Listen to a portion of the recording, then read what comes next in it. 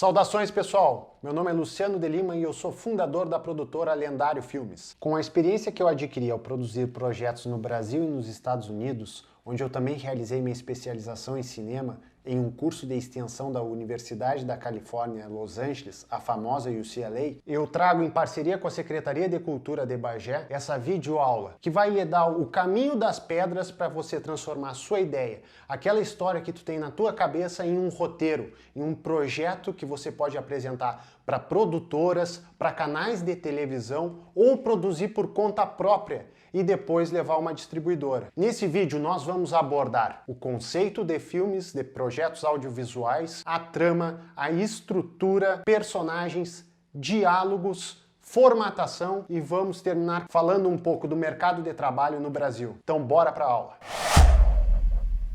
Todo projeto audiovisual começa por um simples conceito, uma ideia, e se tal coisa acontecesse. Eu vou dar um conceito para vocês que provavelmente vocês já assistiram esse filme. Imagina se um parque temático tivesse como atração principal dinossauros.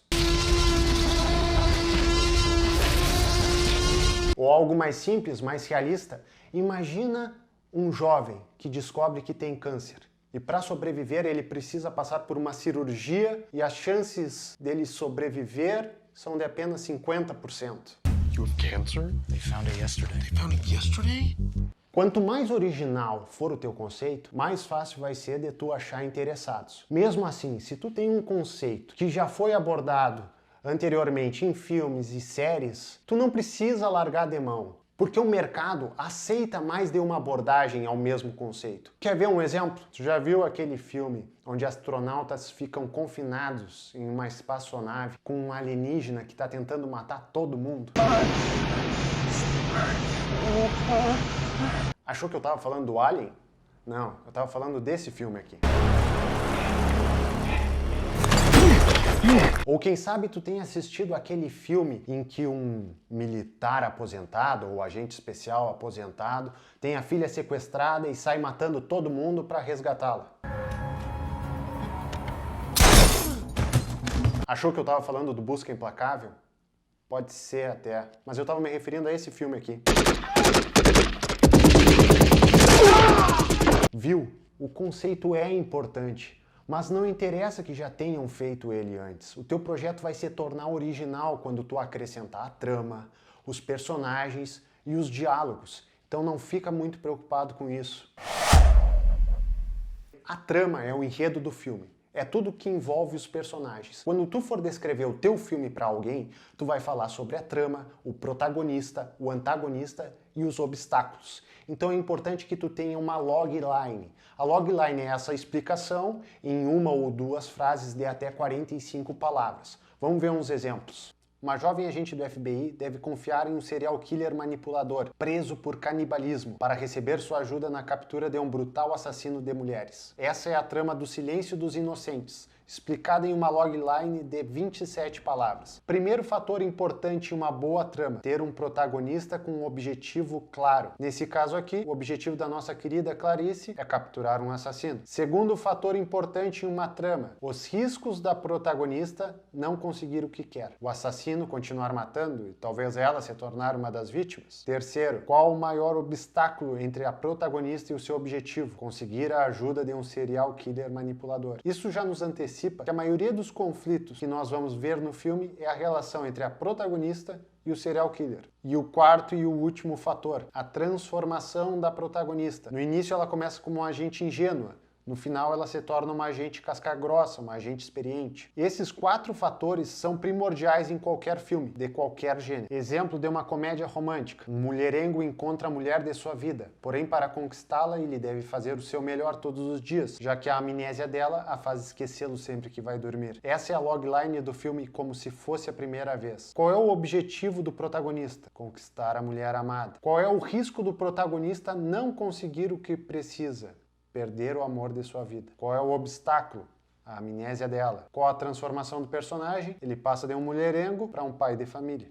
Os conflitos que ocorrem no filme, eles servem para afastar o personagem do seu objetivo. E a cada vitória do protagonista, ele se aproxima daquilo que ele quer. Apesar da gente já saber que no final ele vai ficar com ela, esse vai e vem, ele tem como objetivo nos iludir. Faz com que a gente esqueça que é só um filme e comece a pensar que qualquer coisa pode acontecer. Entenderam? Bora para a estrutura.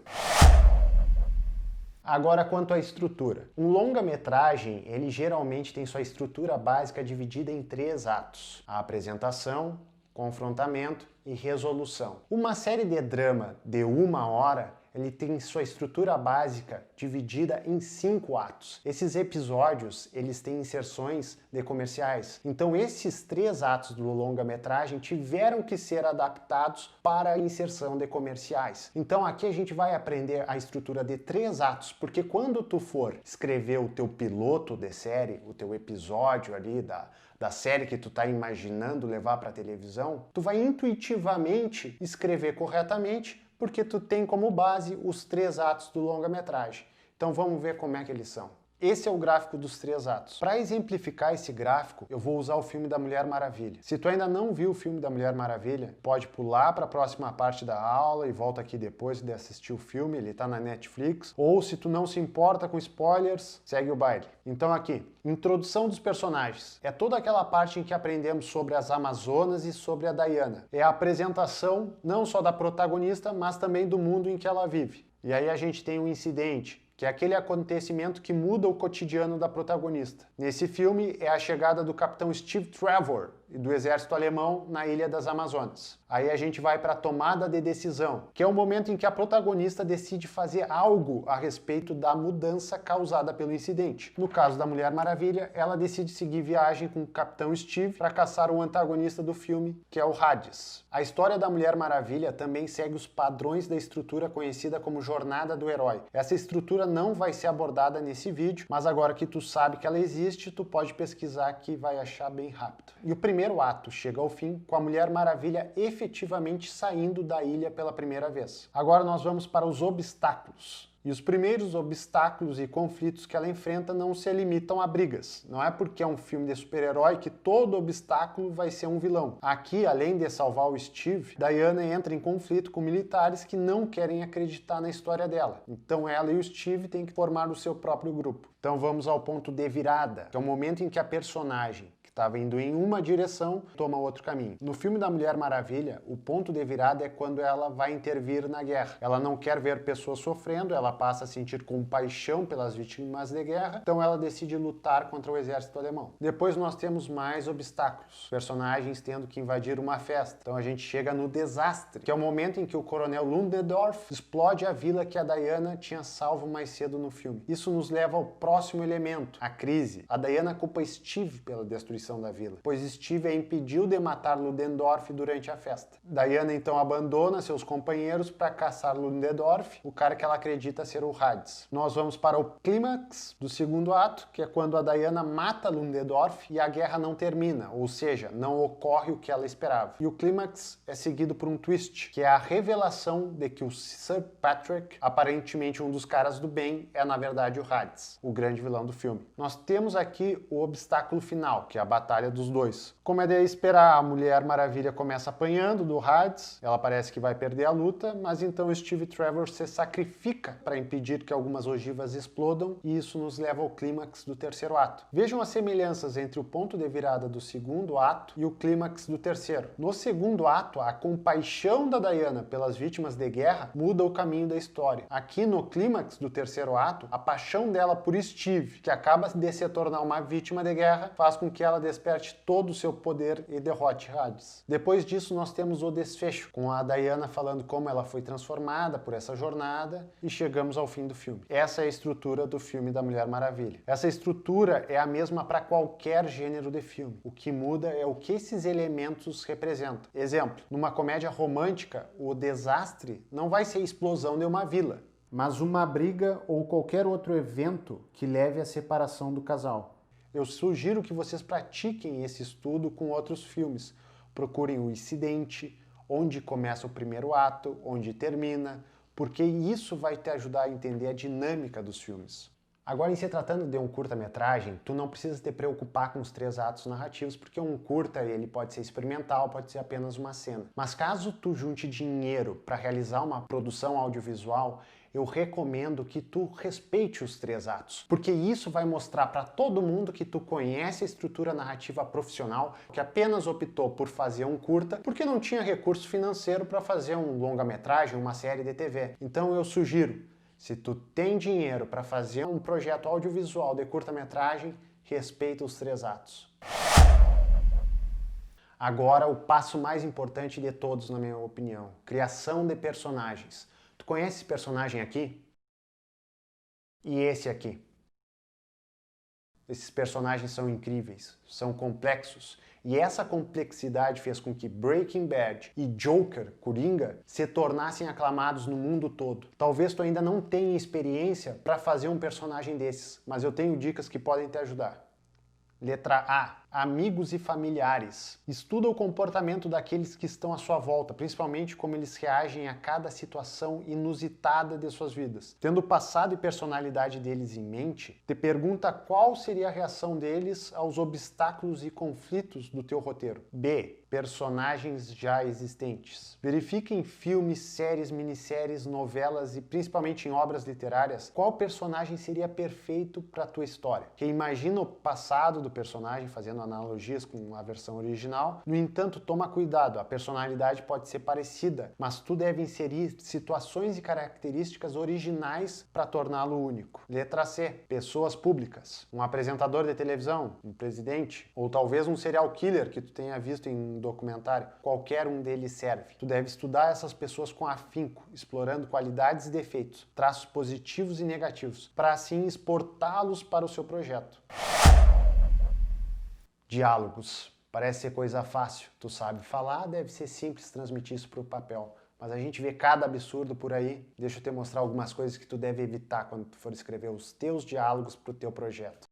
Exposição. Nada mais é do que um diálogo entre personagens que serve apenas para expor uma informação ao público. Nos Estados Unidos, os roteiristas falam show, don't tell, que significa mostre, não fale. Se tu quer passar uma informação ao público, tenta fazer isso através de imagens e não através de palavras. Em todo caso, se tu for fazer um diálogo expositivo, tenta ser coerente e natural. A pior coisa é quando um personagem informa o outro de coisas que teoricamente ambos já deveriam estar cientes. Drama em excesso. A não ser que seu personagem tenha distúrbio psicológico, ele não vai transmitir sentimentos extremos toda vez que abrir a boca. Evita reações exageradas e confrontamentos excessivos. Mesmo inimigos ferrenhos conseguem trocar palavras sem se ofenderem. Formalismo. Diálogos de roteiro são diferentes de diálogos de obras literárias. Muitas vezes, nós vemos em filmes e séries brasileiras personagens falando com um português perfeito, sem qualquer coloquialismo. Isso causa estranhamento em quem está assistindo. O vocabulário dos personagens tem que ser compatível com a personalidade, classe social e região em que moram. Mas mesmo as pessoas mais velhas, das classes sociais mais altas, utilizam abreviações, ou comem o S ou o R no final de algumas palavras. Então prestem atenção nisso. Frases de impacto. Frases como "sua hora chegou", "é o fim da linha", "prepare-se para morrer", podem parecer legais a princípio, mas se usadas indiscriminadamente vão tornar os diálogos chatos e fantasiosos. Saiba quando usar uma frase dessas em seu projeto. Provavelmente vai ser apenas uma vez e no final do filme. Então mantenha o resto do seu roteiro longe delas. Fechou? Vamos para a formatação então. Tu tem 2 opções se tratando de formatação. Tu pode passar um trabalho danado ajustando as margens do BR Office ou do Word, ou tu pode baixar um programa específico de edição de roteiro. Para quem está começando, eu recomendo que baixe o Celtix, que é um programa gratuito. Mas quem tem um dinheiro sobrando e quer realmente investir na carreira, compra o Final Draft, que é um programa usado por 99% dos roteiristas. Em todo caso, eu vou te passar a formatação de páginas. O tamanho do papel é o papel carta, 27,94 centímetros por 21,59 centímetros. As margens, em cima 2,5 centímetros, embaixo de 2,5 centímetros a 3 centímetros. Essa variação embaixo é porque tu não pode separar alguns elementos do roteiro. Exemplo, Temos um diálogo. Primeiro vem o nome do personagem e embaixo vem a fala dele. A gente não pode separar o nome do personagem dessa primeira linha da fala dele, a primeira linha. Nesse caso, a gente tem que passar o nome do personagem e a fala dele para a próxima página. O texto de ação e os cabeçalhos, as margens são esquerda 3,5 centímetros, direita 3,5 a 4 centímetros. Nome do personagem no diálogo, 9 centímetros da esquerda. Diálogo, 6,5 centímetros da esquerda, 7,5 centímetros da direita. A fonte é a Courier New, tamanho 12. Numeração em cima à direita. Tendo as margens na cabeça, eu vou começar aqui a escrever um roteiro no Final Draft, para tu se familiarizar com os elementos que compõem o cabeçalho, a ação, etc. Pode começar o teu texto com um fade in. Ele não é mais tanto usado como antigamente, porque significa simplesmente que surge o filme em tela, algo que já está implícito. Então vamos para o cabeçalho, que começa com a informação int, de interna, ou est, de externa, ou int/est. Essa tu vai usar quando a cena é um ambiente em que tu pode filmar simultaneamente no interior ou exterior.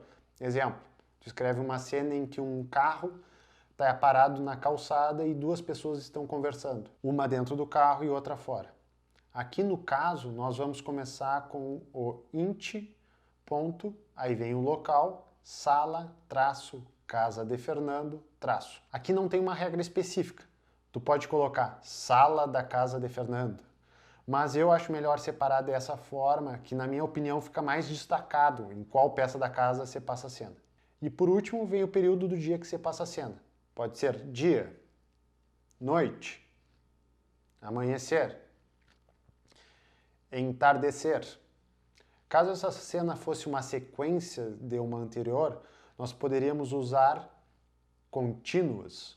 Ou, caso já tivesse transcorrido um tempo dessa cena para anterior, nós poderíamos colocar momentos depois. Ou mais tarde. O importante, na verdade, aqui é tu informar quem está lendo se essa cena é uma diurna ou noturna. Então, um simples dia ou noite já cumpre função.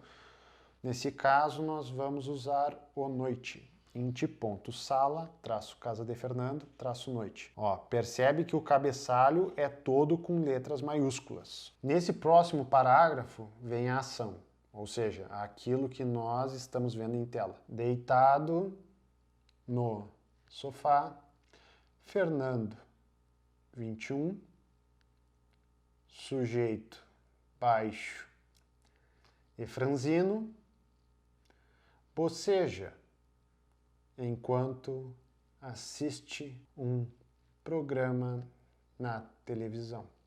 Ó, o nome do Fernando vai em maiúsculas porque é a primeira vez que ele aparece no roteiro. Entre parênteses está a idade dele. De repente, um barulho vindo da cozinha assusta Fernando. Ele se senta rapidamente no sofá e se vira para o local de onde veio o som. Ele observa a escuridão do aposento vizinho. Notem a separação entre um parágrafo e outro. Os parágrafos de roteiro têm que ser curtos, porque tu tem que imaginar mais ou menos onde começa uma ação e onde ela termina. E aí nós temos o primeiro diálogo. Fernando. Tem alguém aí? O nome do personagem fica todo em maiúsculo no diálogo. E isso é sempre que aparecer. Fernando escuta uma panela cair no chão. Aqui eu coloquei a panela em maiúscula para ressaltar para a equipe de produção esse som. Fernando, conte. Para de graça, Márcia. Como o Fernando voltou a falar nessa mesma cena, sem ter a fala de outro personagem no meio, nós temos o conte do lado do nome do Fernando informando isso. Fernando retira o celular do bolso, ele digita um número e leva o aparelho à orelha. O celular toca. Márcia. Oi? Esse VO é de voice over. significa que a voz do personagem vem depois da filmagem. O VO é utilizado quando a voz vem de pensamento do personagem, quando é uma narração, ou vem de telefone, televisão, rádio e por assim vai. Quando o personagem que está falando está simplesmente fora do quadro, por exemplo, se a Márcia estivesse falando da cozinha, seria O.S, out of screen. Continuando. Assustado, Fernando responde. Fernando fica na linha. Márcia, assustada. O que houve? Aqui, entre o nome da personagem e o diálogo, eu acrescentei o parênteses para dar uma direção para a atriz. Isso, o diretor lendo a cena ou mesmo a atriz, poderiam intuir que esse seria o sentimento da personagem, mas eu, por precaução, deixo especificado aqui. Fernando entra na cozinha. Cozinha. Aqui o cabeçalho eu vou deixar assim apenas porque no cabeçalho anterior a gente já determinou que é uma cena no interior e que é noturna. Caso tivesse uma mudança para uma cena externa ou uma mudança de tempo, aí sim eu colocaria o cabeçalho completo. Fernando caminha na escuridão até o interruptor. Ele acende a luz e não há nada lá. Aqui vocês podem ver que eu crio um suspense no texto, para deixar mais interessante para quem está lendo e também para marcar que nesse momento a gente vai ter foco no personagem. Vamos segurar ali a imagem por um tempo, até que finalmente a gente revela que não há nada na cozinha. Mas isso já é tema para outra aula, direção de cena. Márcia, VO, Fernando. Fernando se lembra que está com o celular na mão e atende o chamado da namorada. Fernando, tô aqui. Márcia, o que aconteceu? Fernando, nada, parecia que tinha. Fernando, apaga o interruptor e se vira para a sala, se batendo de frente com o assassino. 45. Um homem alto e forte. Eu deixo o assassino em maiúscula porque é assim que o personagem vai ficar conhecido no decorrer do roteiro. Rua, -noite. Márcia, 24, permanece com o celular na mão. Aqui a Márcia vai em maiúsculo porque é a primeira vez que ela aparece em tela. Não importa que ela já tenha sido apresentada por telefone. Aqui é o momento em que a atriz aparece em tela pela primeira vez. E aí não vai o VO porque a gente está vendo ela. Márcia. Fernando. Ela treme esperando o pior. Márcia. Fernando. Cozinha, casa de Fernando, noite. O celular está no chão. Uma panela suja de sangue cai ao lado do celular. Escutamos passos se afastando. Tu pode ver que nós tivemos mudanças de cenas. Nós fomos lá para o lugar onde a Márcia está e voltamos para cá. Se esse vai e volta fosse frequente, por exemplo, se a cada vez que a Márcia falasse, eu mostrasse ela lá, e cada vez que o Fernando falasse, eu voltasse para ele, a gente não precisaria colocar o cabeçalho. O que a gente faria seria colocar um intercut no canto direito, a cada vez que a gente fosse mudar de um lugar para o outro. Porque a gente já estabeleceu a locação de ambos os personagens, o momento do dia, tudo. A gente só está alternando de uma cena para outra. Então o intercut funciona bem. Márcia. Novamente o voice over, porque volta a ser o som de um celular. Fernando. Não brinca comigo. Aí digamos que terminasse aqui a história. A gente colocaria fade out, que seria uma imagem desaparecendo, então colocaríamos o fim. E esse é o fim da história do assassino da panela. Só para deixar claro, esse roteiro que eu escrevi aqui não tinha como prioridade a qualidade. A ideia é apresentar elementos suficientes para que tu consiga escrever o teu próprio roteiro. Há outras ferramentas que eu não utilizei nesse roteiro, como POV, que se trata do ponto de vista do personagem A ou personagem B, que aí eu poderia colocar POV de Fernando.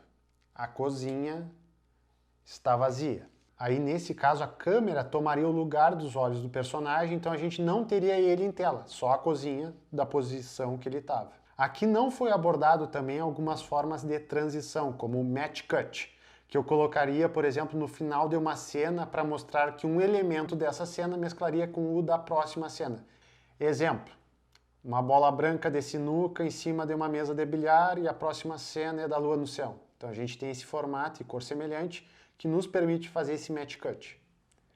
E tem também a montagem, quando eu quero descrever várias cenas acontecendo simultaneamente na tela. Olhos do assassino demonstrando raiva. Olhos fechados de Fernando. Olhos assustados de Márcia. Ou sequência, que é quando essas cenas acontecem uma depois da outra. Primeiro nós vemos os olhos do assassino, depois os de Fernando e por último de Márcia. Bom, um roteiro tem mais ferramentas do que essas que eu apresentei aqui, mas usando essas aqui, tu já consegue escrever um roteiro com padrão profissional que vai ser entendido por todos na indústria. Tranquilo? Bora pro próximo. Agora que tu já aprendeu sobre a estrutura, a formatação, sobre o roteiro em si, é preciso que tu entenda um pouquinho sobre estratégia de negócios. Primeira coisa, quanto mais caro for o teu projeto, mais difícil vai ser de vender.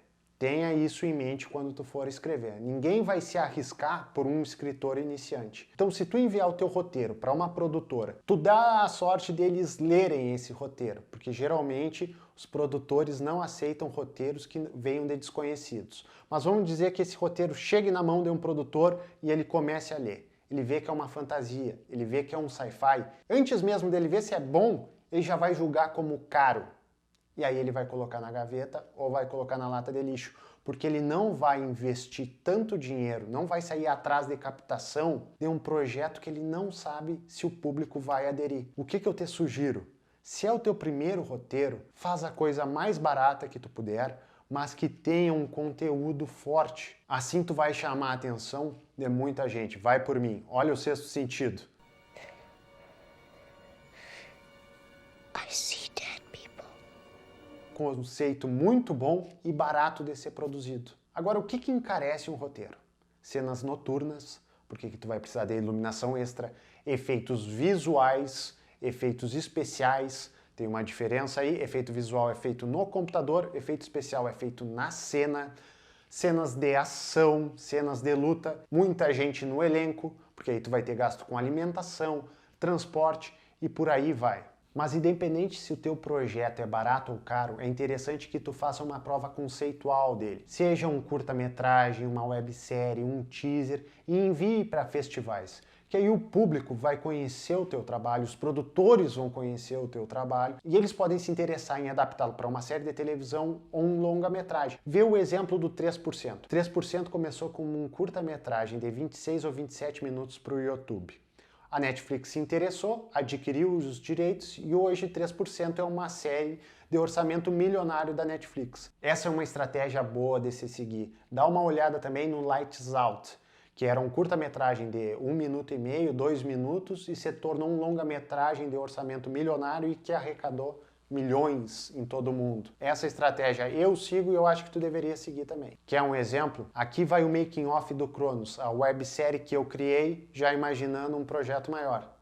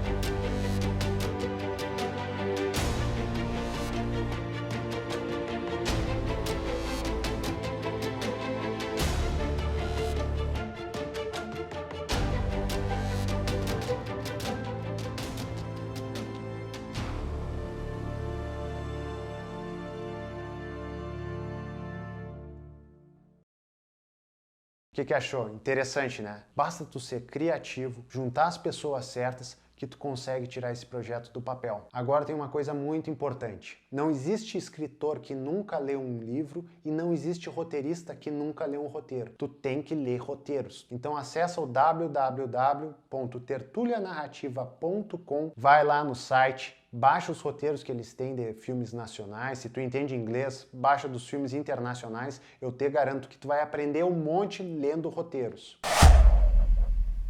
Mas tu deve estar te perguntando como é que é o mercado audiovisual no Brasil. Bom, praticamente 100% dos nossos filmes são feitos através de leis de incentivo. E agora essa área está meio incerta porque depende muito do governo. O que não é incerto? Tem serviços de streaming no Brasil, como a Amazon, a Netflix, a Disney+, está chegando aí. Tirando elas, tu tem ainda os canais fechados que são obrigados a produzirem conteúdo brasileiro por lei. O que significa? Que tu pode investir o teu tempo a escrever roteiros para séries de televisão, projetos para séries de televisão ou até mesmo filmes para TV. Então, se eu fosse tu, na verdade é o que eu estou fazendo, é investindo em séries e filmes para TV. Ficou alguma dúvida? Deixa aí no comentário que o quanto antes eu tento responder. Eu vou deixar aqui para vocês os curta-metragens que eu filmei nos Estados Unidos, My Secret e While You Pray. Espero que gostem, nos falamos numa próxima. Abraço!